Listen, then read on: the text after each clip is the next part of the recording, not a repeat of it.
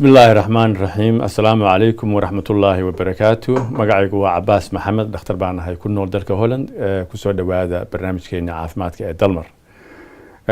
ما أنت وحين كهاد لنا موضوع آد مهم وحين كهاد لنا حنون كميدا حنون هذا دمرك كودعة وحنون كأوجع علوس حنون هذا دمرك وحنون كالله يقانو والدة أفكار قلنا الله يقانو إسكيزوفرينيا وما هي حنون كأما والدة ama schizophrenia iyo ku dhaca waa maxay calaamadaha iyo astaamaha lagu garto sidee loo aqoonsan karaa dhakhtarku u baadhi karaa u garan karaa ma laga hortagi karaa iyo maxay tahay daaweyntiisu qodobadaasaynu maanta kaga wada hadli doonaayay xanuunkan barnaamijkan caafimaadka ku soo qaadayna xanuunka waalida ee afka qalad loogu yaqaano schizophrenia waa xanuun ku dhaca xiska iyo dhimirka iyo maskaxda bini aadamka xanuunkaas waxaa lagu yaqaanaa calaamado fara badan oo halkan aan idinka sheegi doono garashadiisu markaa dadka qofka bukaanka ah la jooga inta hore aad bay ugu adagtahay in la wada garto laakiin markii muddo calaamadaha iyo astaamaha lagu garanaya ay dheeraato waa la garan karayaa iyuu ku dhacaa xanuunkan waalida ama schizophrenia waxa uu ku dhacaa dadka oo dhan rag iyo dumarba waxaanu ku bilaabmaa cumrigan dhalinyarada ragga wuxuu ku dhacaa da'da u dhaxaysa 16 sano ilaa iyo 30 sanadood dumarkana cumrigan u dhaxeeya 25 sanadood ilaa iyo 35 sanadood marka guud ahaan xanuunkan schizophrenia waa xanuun ku dhaca dadka marka ay dhalinta yar yihiin haddii qofku uu dhaafo 40 sano ama 50 sano uu dhaafo inuu ku dhaco ama uu ku bilaabmo xanuunkan waalida cimrigaas 50 sano iyo wixii ka sareeya ah aad iyo aad bay u yar tahay laakiin badanka wuxuu ku dhacaa dhalinyarada ku dhacaa wiilasha oo da'dan 16 ilaa iyo 25 ama 30 ah dumarka oo ah 25 jir ilaa iyo 35 jir ragga iyo dumarkana isku si ayuu ugu dhacaa waa hagaag maxay yihiin calaamadaha iyo astaamaha lagu garan karayo xanuunkan waalida ama dhimirka ama schizophrenia calaamadaha lagu garan karayo waxa ugu horeeya calaamado badan baa jiro lagu garan karayo to ugu horeysa waxa weeyaan dadka badankiisu ay dareemaan qofkan bukaanka ah familigiisa iyo qaraabadiisa iyo asxaabtiisu in uu qofku isla hadlo qofku waxa uu maqlayaa cod madaxiisa ah maskaxdiisa iyo xiskiisa ka guuxaya oo ka hadlaya marka codkaas qofku uu maqlayo ayaa lagu dareemaa qofkii in uu keligii isu jawaabayo inuu keligii hadlayo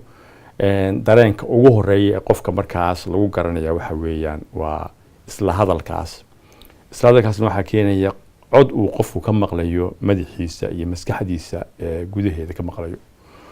codkaasu wuxuu u kala baxayaa noocyo fara badan marar badan qofku dad uu yaqaano ayuu codkooda u maqlayaa mararna wuxuu maqlayaa dad aanu garanaynin buu codkooda u maqlayaa codkooda iyo hadalkooda codkaa qofku uu maqlaya ee marna dadka uu qaar garanaya dad yihiin dad isagu uu yaqaano oo la hadlaya marna ay yihiin cod dad aanu garanaynin noocyo fara badan bay u kala baxayaan inta ugu badan waxa weeye marar codkaasu qofka wuxuu siiyaa amar oo qofku waxa lagu oranayaa kac oo waxa iyo waxa samee mararka qaarkoodna waxyaabo dhibaato u keeni kara ayuu qofku sameeyaa ama dib u keeni kara dadka kale marka waa cod qofka amar siinaya halkan ka kac waxa samee waxa soo samee waxa qabo codkaas marka qofkii wuxuu siinayaa amar buu siinayaa qofkiina wixii runbu moodaya uu adeecaya oo uu raacaya marar badanna waxa jirta amar la siin maayo laakiin qofku wuxuu maqlayaa si joogto ah cod uu maqlayo ama dad uu garanayo ama dad aan garanaynin oo faallo xun ka bixinaya oo caayaya oo dhaliilaya oo tacliiq aad iyo aad u xun oo negative ah siinaya marka qofkii waa dhibsanaya waxaan la hadlaya ee caayaya ee wax ka sheegaya ee wax aanu doonin ka sheegaya marar fara badan marka waxa la arkay qofkii oo gacmaha taagtaagaya sidii qof difaac ku jiro oo kale kor u qaylinaya markaasna waxa weeyaan codka uu maqlayo ayaa ka bixinaya faallo xun oo qofku aad iyo aad u dhibsanayo taas ayaa ugu badan oo qofkii ka bixi kari maayo wixii joojin kari maayo marka waxay ku khasbaysaa inuu had iyo goor maanta oo dhan uu socdo oo is yidhaaho bal ka baxso hadalkan xun iyo caydan iyo dhaliishan lagu siin yani qofkan uu kugu hayo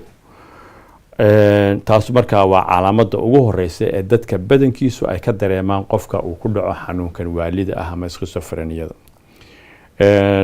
codka uu maqlayo waxa uu weheliya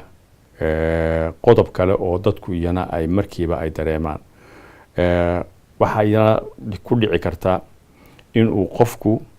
uu arkayo wax dadka kale aanay arkaynin marka codkii madaxa ugu jiray ee la hadlayay waxa ugu soo darsamaya inuu arko wax ama qolkii uu ku jiray dad u soo gelaya ama waxyaabo kale oo dadka la jooga aanay arkaynin marka waxaa la dareemaya qofkii markuu yidhaaho waxaasa inoo soo galay amaan arkayaa dadkii kale way arkayaan inaanay wixii aanay jirin calaamadaha waxaa laisku yidhi afka qalaad lagu yidhaha hallucination cod aan dadka kale maqlaynin uu maqlayo iyo waxyaabo dadka kale aanay arkaynin oo qofkan xanuunkan dhimirka ahee waalida ah ama schizophrenia ku dhacda uu arkayo dadka kale aanay arkaynin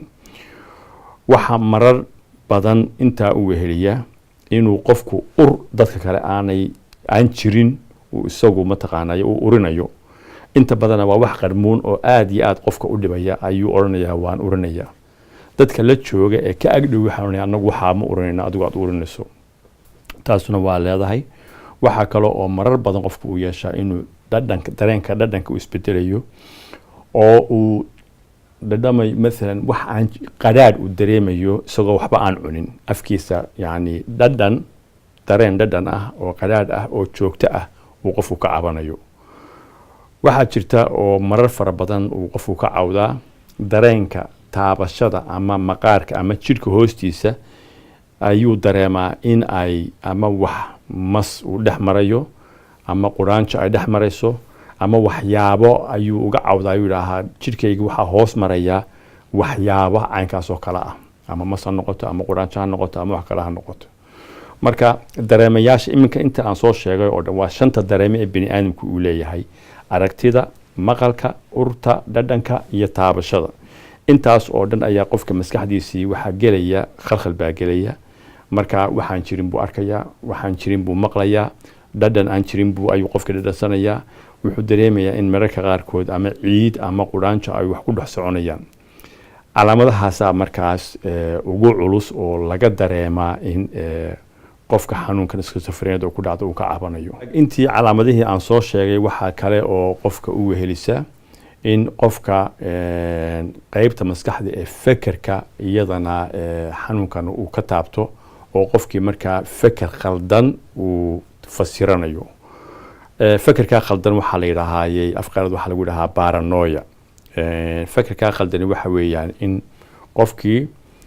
wax kasta wuxuu ka qaadanayaa feker gooni ah oo ka duwan kii xaqiiqada haya jiray calaamada markaa ugu badan ee dadka lagu arko waxaa ka mid ah maalan in la yidhaaho paranoia waa kelmad afqalaada laakiin imka iska noqotay af soomaaligana soo dhex gashay oo dadka badankiisu ay yaqaanaan paranoia waxa weeye waa qof aaminsan in la daba socdo wuxuu qofkii aaminayaa in la daba socdo in la dabagelayo in la xidhayo in ay la daba socdo oo naftiisii ay khatar ku jirto marka qofku wuxuu bilaabayaa inuu ka cawdo in ama bileysku ay daba socdaan ama ciidamada nabadgelyadu ay daba socdaan waxa uu qofkii isagu iska dhaadhacsiinayaa in dadka ama faamiligiisa ama qaar uu garanaya ay u fekerayaan oo ay intaa ka wada hadlayaan sidii loo dili lahaa ama dhibaato ama waxyeelo loo gaadhsiin lahaa marka waxaa dhahaa paranoia waa qof aaminsan fikir khaldan oo laakiin isaga maskaxdiisa iyo garashadiisa uu sax u haysto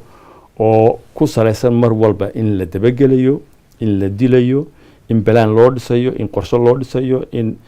wax lagu yeelayo qofku markaa inta badan waxa uu ku sanifaa oo uu ka baqaa bileyska ciidamada nabadgelyada waxa marar fara badan qofku uu aaminaa in aalado lagu dhageysanayo oo lagu daba socdo telefishinka ayuu ka shakeeyaa dadka ka hadlaya telefishinka ama warka ka sheegaya ayuu moodaa in isaga la hadlayaan marka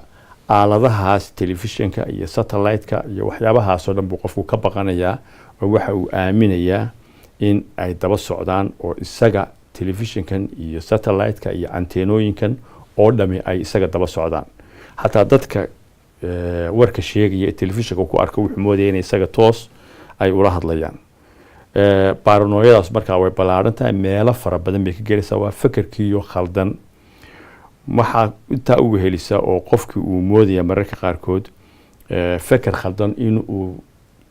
leeyahay awood dheeraad ah oo yani qeyr caadi ah ama waxyaabo ka yimi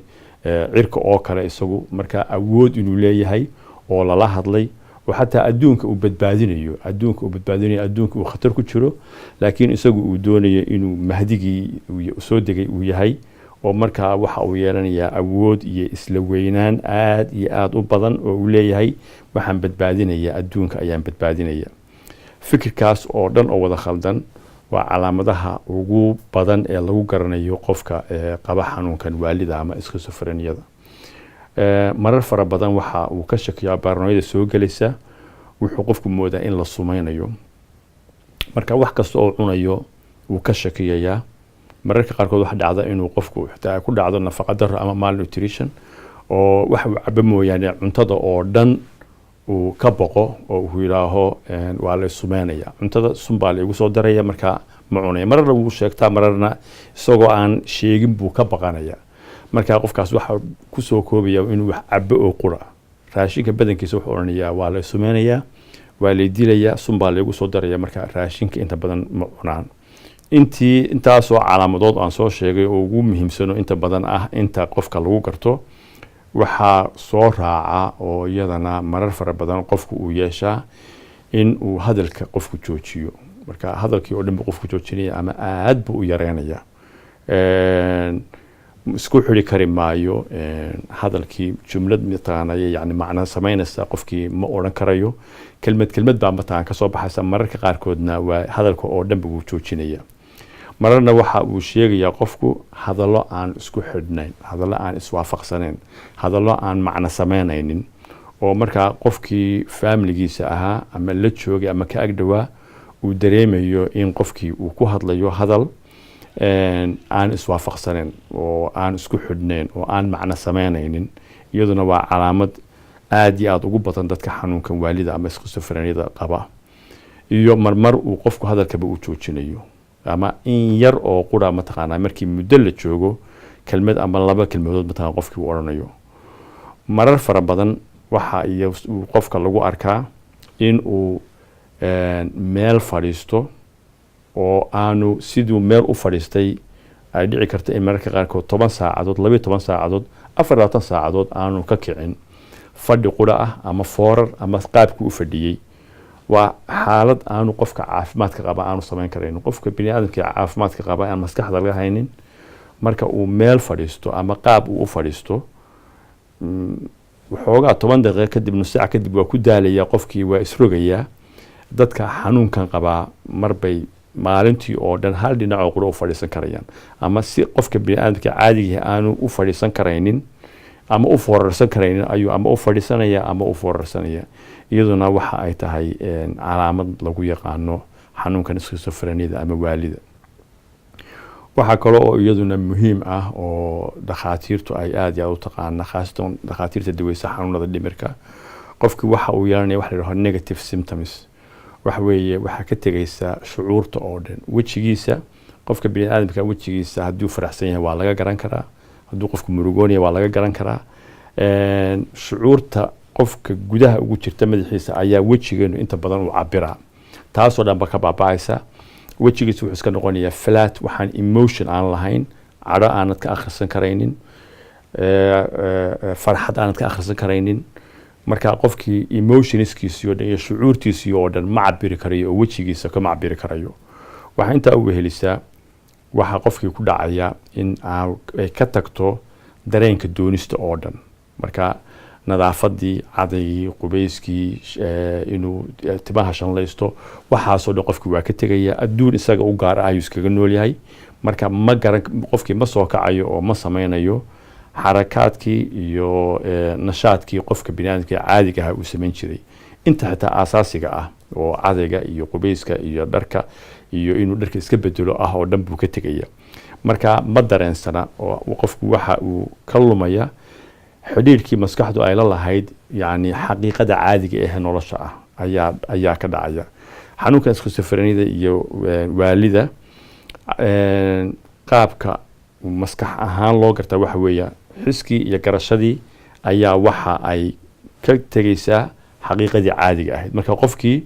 waa maqano kula jooga weeyaan oo maskaxdiisii iyo xiskiisii waa maqan yihiin oo ma garanayaan waxaan imika taagan ee loo baahan yahay inuu qabto marka marar fara badan baa qofku haddii aan la xanaanaynin aanu doonaynin ama garanaynin inuu ama qubeysto ama inuu labisto ama uu cadaydo ama uu timaha iska xiiro ama iska gaagaabiyo intaas oo dhan mataqaanaa waa garashadeeda way ka tegaysaa intaa imika aynu soo sheegnay ayaa ugu muhiimsan calaamadaha iyo astaamaha lagu garan karayo qofku inuu qabo xanuunka waalida ama schizophrenia qofkii marka familigiisa ama ehelkiisu ay dareemaan marar fara badan dhib baa lagala kulmaa sidii qofkii loogu gargaari lahaa ee loo caawin lahaa sababtoo ah qofkii waxaa ka tegaysa ma garanayo qofkani in waxaan isagu uu maqlayo ama uu arkayo run buu u haystaa marka waxaa ka maqan waxa la dhaho lack of insight waxa weeye in ma garanayo qofkii inuu xanuunsanayo ilan qofku wuxuu ku raaci karaya cusbitaalkii iyo dhakhtarkii marka uu og yahay inuu xanuunsanayo qofkanu awooddaas iyo kartida iyo garashadaas ayaa ka maqan marka isagu wuxuu moodayaa in waxba aanay ka maqnayn maadaama waxba aanay ka maqnayn wixii uu maqlayay oo dhan iyo wuxuu arkayay oo dhanna uu run wada haysto ma dareensana in uu xanuunsanayay marka dareen la-aantaas ah aanu garanaynin inuu xanuunsan yahay ayaa inta badan qofkii in la caawiyo ama la daweeyo ama cusbitaalkii la geeyo maanacaysa oo qofku wuxuu ku leeyahay maxaad cusbitaalka iga geenaysaa wax allaale wax iga maqani ma jiraan ma xanuunsanayo adaa moodaya aday saa kula tahay laakiin aniga waxba ma taqaana ma xanuunsanayo marka garasho la-aantaas iyo lack of insight ayaa marar fara badan ka xanibta qofka in la geeyo daryeel caafimaad uu helo intaa haddaynu kaga gudubno calaamadihii iyo astaamihii lagu garanayay xanuunkan schizophreniada ama waalida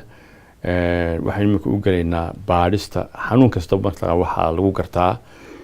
oo loo bixiya xanuun hebel marka dhakhtarku uu baadho qalab uu ku baadho ayaa la garanayaa xanuunkii xanuunadan dhimirka ma jiro shaybaadh iyo dhiig qofka laga qaadayo ama wax yani qalab ah oo inta la geliyo loo odhanayo xanuunkii waalida schizophreniada ayuu qabaa marka dhiig lagama qaadayo qofkan qaba xanuunkan waalida iyo schizophreniada mar dambe ayaa laga qaadi doonaa si looga caawiyo waxyaabo kale oo jismiyan ah dhakhtarku waxa uu ku gartaa calaamadihii iminka aynu soo sheegnay oo ay ugu horeyso codka qofku uu maqlayo waxaan aan jirin qofku uu arkayo baranooyadan uu qofku aaminayo inay daba socoto urtan aan jirin keligii isaga ku kooban dhadhankan aan dadka kale aan la qabin soo waxba aan cunin afkiisa qadhaadh uu ka dareemayo waxyaabo mararka qaarkood ku soconaya maqaarkiisa hoostiisa marka laba ka mid ah calaamadahaas iyo astaamahaas ay qofka hayaan muddo dheer oo 6 bilood iyo wixii ka badan ah ayaa dhakhtarku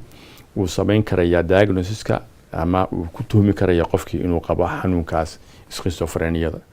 haddii calaamadahaas ay qofka ku dhacaan muddo yaroo gaaban dabadna dib uga baxaan xanuunkii la siin maayo diagnoskii iyo calaamadii ahayd in uu qabo schizophreniada mararka qaarkood marar fara badan waxaa jirta waxyaabo sababa inuu qofku cod ka maqlo isagoo aan xanuunsanayno xanuunkan aan qabin waxyaabahaas waxaa ka mid ah mukhaadaraadka waxaa jira mukhaadaraad fara badan xashiishka ugu horeeyo mid kaloo la yidhaaho LSD ugu horeyso oo qofku marka uu isticmaalo uu arkayo wax aan jirin oo dadka kale aanay arkaynin uu maqlayo xanuuno codad uu maqlayo aan jirin oo keligii ah marka mukhaadaraadka oo qaar ka mid ah LSD la yidhaaho iyo xashiishka waxa ay sababaan calaamadahan aan sheegno oo loo yaqaano psychosis haddii qofku markaa mukhaadaraadkii uu iska daayo caadiga ayuu kusoo noqonayaa markaa dhakhtarku waa tixgelinaya wuu baaraya qofkan loo keenay ama xanuunkan familigiisu ay kusoo sheegeen inuu isticmaalo mukhaadaraadkaas. Mukhaadaraadku markaa way keenaan psychosiskaas oo ah inuu qofku arkayo waxaan jirin, inuu maqlayo cod mataqaanaa aan jirin, aan cidla hadlaynin, iyo dareemayaal fara badan oo qofka in jirkiisa hoostiisa ay wax marmarayaan oo kale. marka dhakhtarku 2 calaamadood iyo wixii ka badan oo muddo 6 bilood ah iyo ka badan marka qofka uu ku harko isagoo aan isticmaalin mukhaadaraad ayuu xanuunkan ku oran karaya xanuunkii schizophrenia ama waalid ayaa qofkii mataqaanaa ayaa haya. waa hagaag waxa aynu hadda u soo galaynaa qaybtii ugu dambeysay barnaamijkeena caafimaadka aynu kaga hadlaynay xanuunkan culus aad iyo aad dad fara badanna haya, culeysna aan badanna ku haya familiga iyo dadka qofka xanuunkan schizophrenia uu ku dhaco. dawadiisu maxay tahay? dawada schizophrenia waxaa jira dawooyin loo isticmaalo oo waxtar weyn qofka uu ka helo. waata koobaad ma jirto xanuunkan schizophrenia lagama bogsado waa xanuun qofka weligii haynayo oo chronic ah, laakiin nasiib wanaag dawooyinkan loo qaato schizophrenia iyo waalida qofka calaamadaha xanuunka oo dhan ayay aad iyo aad uga yareeyaan, uga khafifiyaan. qofkii markaas waa qof la caawin karayo oo noloshii caadiga ahayd kusoo noqon karaya haddii dawada uu isticmaalo si joogto ah. dawooyinkan loo qaato xanuunkan waalida ama schizophrenia waa group dawooyin ah oo loo yaqaano antipsychotic medication. dawooyinkaasu kiniin ahaanna waa loo qaataa, irbad ahaanna waa loo qaataa. dawada marka dhakhtarka psychiatrist-ka ama dhakhtarkan ka shaqeynaya psychiatriga uu qofka siiyo calaamadihii oo dhan qofkii uu ka cabanayay dhibta ku hayay way ka yaraanayaan. codkii waa ka istaagayaa, wixii aan jirin qofkii uu arkayay waa ka baayaan, baranooyadii iyo wixii uu qofku lahaa way daba socdaan oo dhan waa ka ba'aysaa. dawooyinka hadduu qaato markaa qofkii waxa uu imanayaa heer uu nolol caadi ah uu ku noolaado. markaa weliba la siiyo waxyaabo qofka lagu mashquuliyo, ha noqoto shaqo yaroo fudud, waxyaabo uu qabto. marka hadduu helo social support uu helo iyo family caawinaya, qofkaasu quality of lifekiisa iyo siduu u noolaanaya aad iyo aad baa horumar weyn looga gaaraya, laakiin laga bogsan maayo. dawada haddii laga joojiyo xanuunkii halkiibu sidiisa ugu noqonaya. dawooyinka antipsychotic medicationka ah ee la siiyo waxaa loo raaciyaa marar fara badan dawooyin kale oo la yidhaaho antidepressants oo depressionka loo qaato. inta badan xanuunkan schizophrenia ama waalida waxaa ku jira component cabsi iyo baqa ah. dawooyinka markaa ama lagu seexdo ama dadka baqaha ka bi'iya ayaa iyagana loogu daraa daweynta xanuunkan schizophrenia. haddii qofku markaa uu 3 dawo joogto u qaato, calaamadihii oo dhan waa ka ladnaanayaa. nolol caadi ahna haddii uu helo social support iyo family support uu helo, nolol fiican buu qofku ku noolaanaya oo sharaf leh. shaqo fududna qofkii la yidhaaho wixii xirfadiisa ahayd ama uu qaban karayo haddii lagu jiheeyo si caadi ayuu noolaan karaya. waxaa jira dad yar oo dawooyinka imika aan sheegay 3 nooc ah marka lagu daweeyo aanu xanuunka natiijo fiican aan laga gaarin. waxaa markaa loogu daraa dawo afraad oo isagoo dawooyinkiisa qaadanaya ayaa dawo la yidhaaho electroconvulsive therapy oo ah electrodes ama wayro loogu xidhayo madaxa oo koronto qofka lagu daweynayo oo lagu furayo. taas ayaa usbuucii 1 mar ama 2 jeer muddo ilaa iyo 3 bilood, 4 bilood, 6 bilood ah ayaa lagu wadaa. hadba intii mataqaanaa looga baahan yahay. intaa marka la isugu daro inta badan natiijo fiican ayaa laga helaa. qofkiina noloshiisii usoo fududeynaysa, culays fara badanna ka qaadaysa familigii hayay habeen iyo maalinba culays ka badan mataqaanaa uu ku hayay. maanta barnaamijkeena caafimaadka kaga hadlayna xanuunkan schizophrenia ama waalida intaasaynu kusoo gabagabeynayna. wasalaamu calaykum waraxmatullaahi wabarakaatu.